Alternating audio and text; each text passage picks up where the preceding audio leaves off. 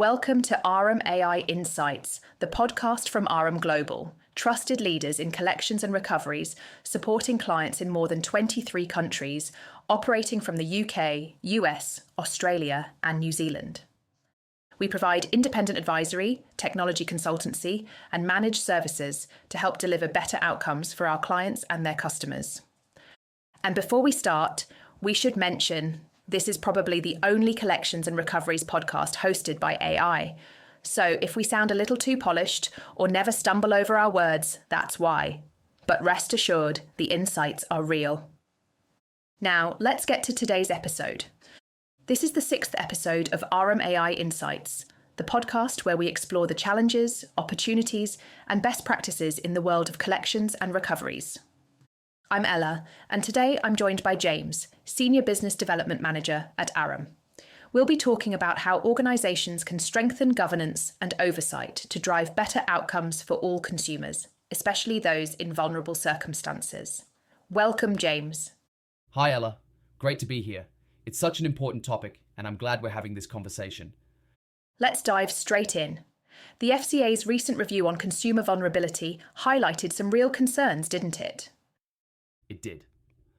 While the FCA noted that some firms are making good progress, they also called out real areas for improvement, particularly when it comes to how firms monitor and act on outcomes for vulnerable consumers.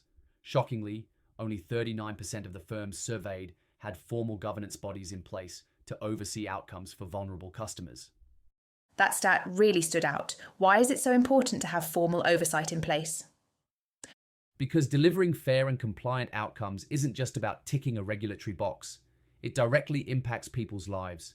Poor outcomes can cause lasting harm to customers, damage brand reputation, and lead to serious regulatory consequences. When governance is weak or inconsistent, firms risk missing systemic issues and failing to support those who need it most. So how can organisations strengthen that governance structure? There are 6 key areas I'd highlight. The first is keeping policies and processes up to date. It sounds simple, but it's foundational. Collections policies, vulnerability policies, journey maps. These need to be current, accessible, and understood. So not just filed away in a shared drive? Exactly.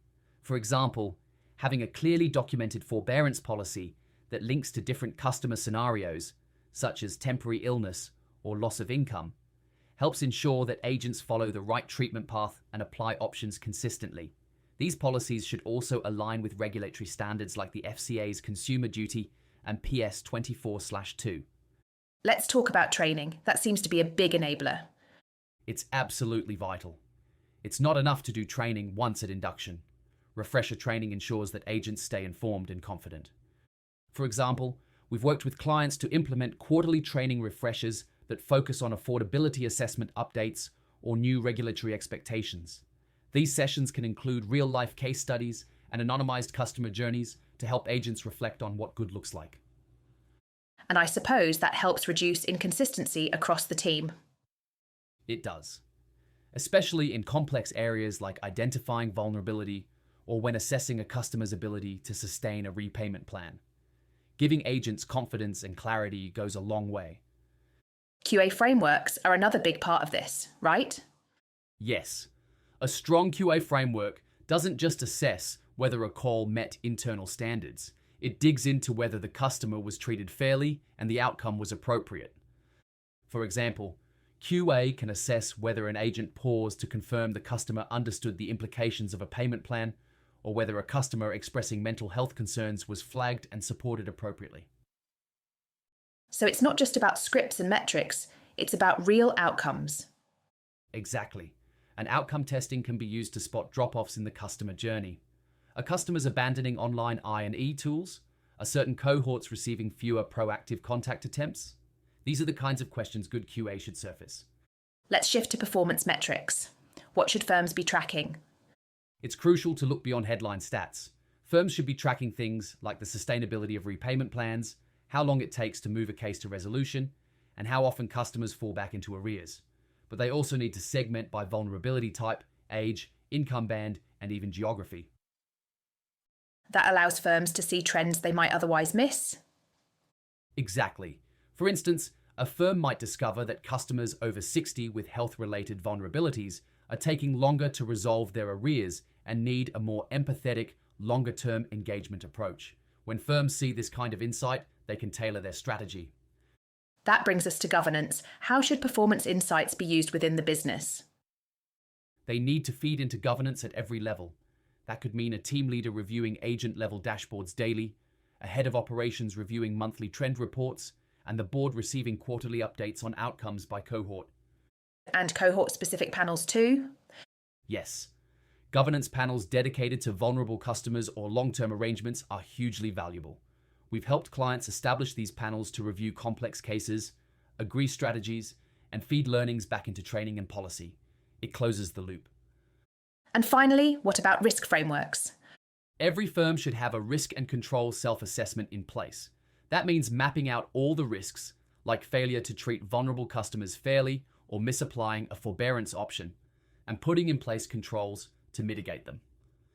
What does that look like in practice? Say you have a control that requires dual approval for high balance write-offs. That control should be tested periodically.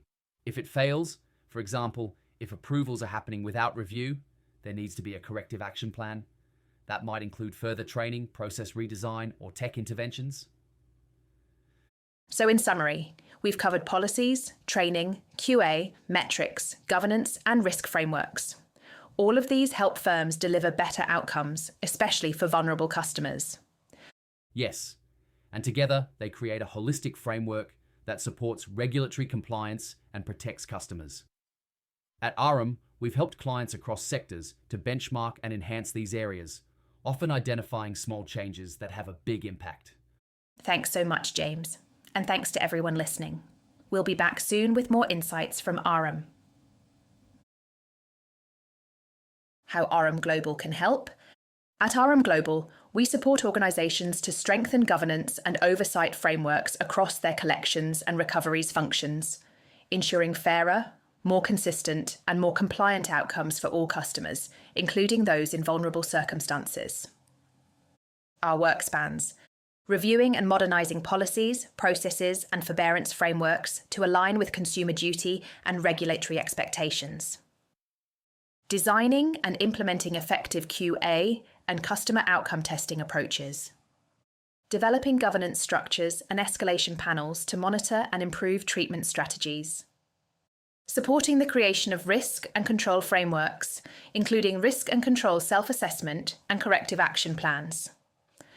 Delivering targeted training programs to upskill agents and embed consistency. We help clients identify practical improvements that make a tangible difference, protecting consumers while reducing regulatory risk. To learn more, visit arum-global.com or contact us directly.